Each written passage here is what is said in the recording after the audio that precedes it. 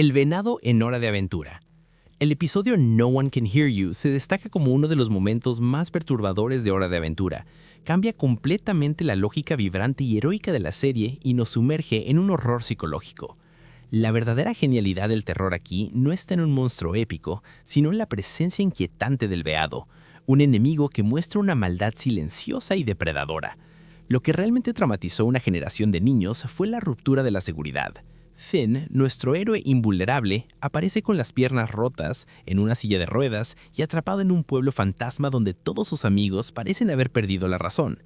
La escena en la que el veado se quita los cascos de las patas para revelar manos humanas y saluda de forma burlona es una imagen inquietante que se queda en el subconsciente. Desafía la anatomía natural de una forma grotesca. El episodio juega con el aislamiento total, haciendo que el espectador sienta la misma impotencia que el protagonista.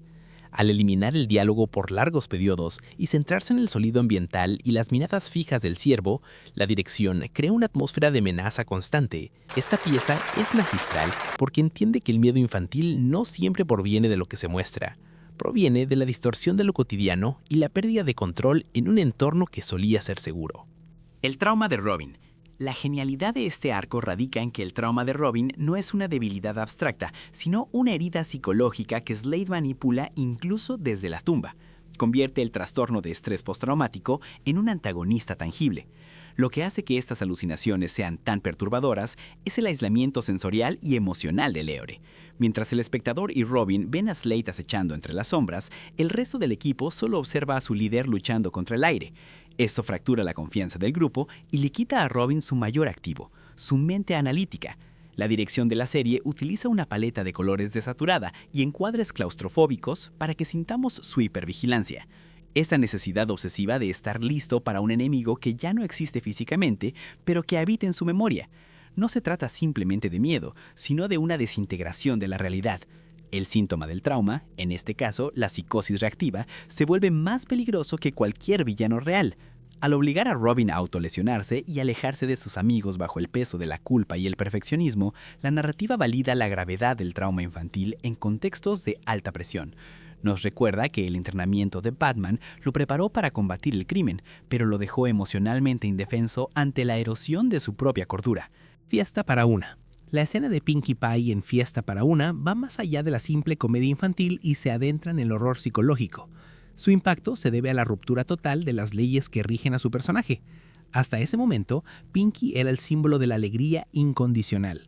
Sin embargo, al sentirse rechazada por sus amigas, experimenta un brote psicótico. La animación resalta este momento de una manera perturbadora. Su cabello pierde volumen, su paleta de colores se apaga y sus ojos se desorbitan en una expresión de vacuidad maníaca. Lo que hace que esto sea tan inquietante es el contexto de su soledad.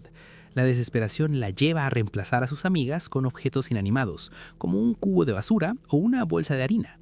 Les otorga voces en una fiesta de té delirante que roza la esquizofrenia narrativa.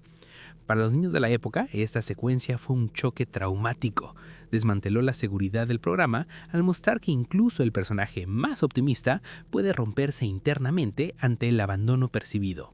No fue solo un cambio visual, fue una representación cruda de un colapso mental, dejando una marca indeleble en la cultura pop y en la memoria de una generación que no esperaba encontrar un vacío existencial tan profundo en un mundo de colores pastel. Esta transición de la alegría a la catatonia transformó a Pinkie en un ícono del horror involuntario.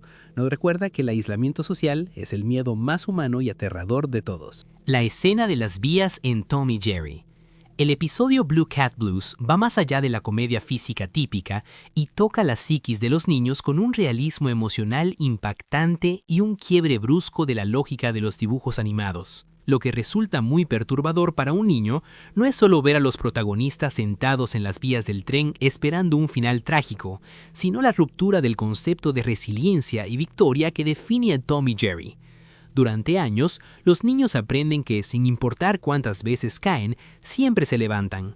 Sin embargo, aquí el conflicto no es una trampa para ratones o un martillazo, es el vacío existencial que surge del rechazo social y la desigualdad económica. al mostrar que el amor de sus intereses románticos es transaccional y que la riqueza de sus rivales es un obstáculo insuperable, el guión introduce a los niños, de manera prematura y sin filtros, a la dureza de la depresión adulta y el fracaso sistémico. La atmósfera sombría, destacada por una narración melancólica y una estética de cine negro, elimina el espacio seguro de la infancia. Esto transforma a los ídolos de la resiliencia en figuras de total desesperanza, dejando una cicatriz narrativa donde el ciclo de persecución eterna se detiene para dar paso a un final oscuro e irreversible. La morsa en Pingu. El impacto traumático de la morsa en el episodio Pingu Stream radica en una combinación letal de diseño grotesco y ruptura psicológica de la seguridad infantil. Desde una perspectiva técnica, el personaje rompe drásticamente con la estética amigable de plastilina del resto de la serie. Su tamaño desproporcionado, los dientes humanos amarillentos y esa risa maníaca e incesante generan un valle inquietante que el cerebro de un niño no puede procesar con lógica.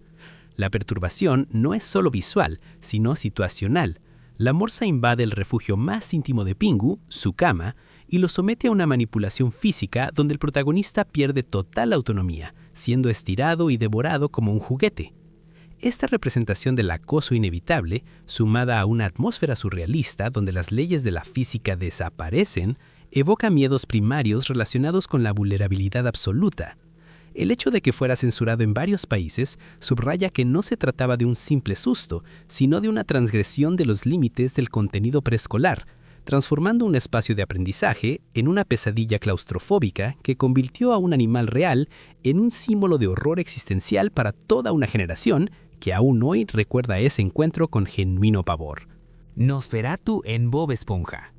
El impacto del trauma que genera Nosferatu en el episodio Turno de Ultratumba se encuentra en la ruptura total del lenguaje visual y el ritmo narrativo que Bob Esponja había establecido hasta ese momento. Mientras la trama del picador criminal mutilador juega con el suspenso cómico y el absurdo de las leyendas urbanas, la aparición final del Conde Orlok no es un chiste, es una intrusión de la estética del expresionismo alemán en un entorno de colores saturados. Esta técnica, conocida como el valle inquietante, el realismo granulado y las sombras grotescas de una película de terror de 1922, no encajan en el fondo del man, lo que provoca una sensación de peligro real e impredecible. La narrativa nos lleva primero al pánico psicológico a través del relato de Calamardo sobre el picador criminal mutilador. Esto construye una atmósfera de vulnerabilidad nocturna que culmina en un anticlímax visual perturbador. Al encender y apagar las luces, Nosferatu no solo rompe la cuarta pared, sino que personifica un miedo ancestral y silencioso que contrasta de manera violenta con la energía hiperactiva de la serie. Deja una huella imborrable, ya que transforma un ícono del cine de horror en un observador omnisciente de nuestra infancia. La maldición del rey Ramsés. El impacto perturbador de La maldición del rey Ramsés reside en una ruptura total de la coherencia visual y sonora que definía la identidad de la serie. Mientras el mundo de Coraje se presentaba en una animación tradicional en 2 dimensiones, la aparición de Ramsés mediante un CGI primitivo, rígido y casi etéreo, generó un efecto de valle inquietante que desconectó emocionalmente al espectador. Esta figura hiperrealista y monocromática, que se alzaba sobre el horizonte con movimientos antinaturales, funcionaba como un elemento intruso que no pertenecía a esa realidad. A esto se suma el diseño sonoro. La voz de Ramsés no era un grito estruendoso, sino un susurro rítmico. La narrativa de las 3 plagas introdujo una tensión creciente basada en lo inevitable, transformando un conflicto doméstico en una tragedia bíblica.